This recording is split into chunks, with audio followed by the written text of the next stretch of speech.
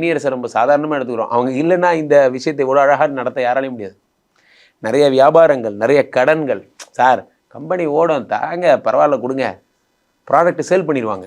Senior முகத்துக்காக வாங்குற வேணுமோ, எனக்கு அவரெல்லாம் தெரியாது, நீங்கள் தான் என்கிட்ட 10 வருஷமாக வியாபாரம் பார்க்குறீங்க, உங்கள் மூஞ்சிக்காக வாங்கிக்கிறேன்னு சொல்லி வாங்குறவங்க தான் அதிகம்.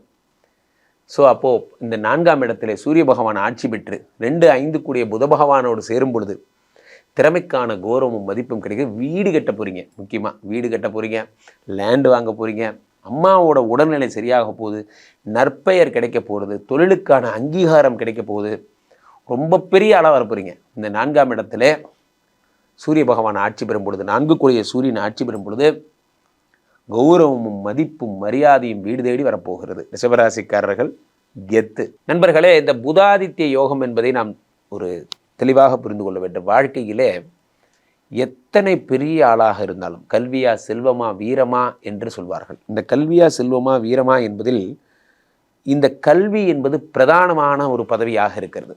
ஏன் அப்படின்னா, எவ்வளவு பெரிய செல்வந்தராக இருந்தாலும் அந்த செல்வத்தை காப்பாற்றி கொள்ள புத்தியும் சாமர்த்தியமும் அறிவும் வேண்டும்.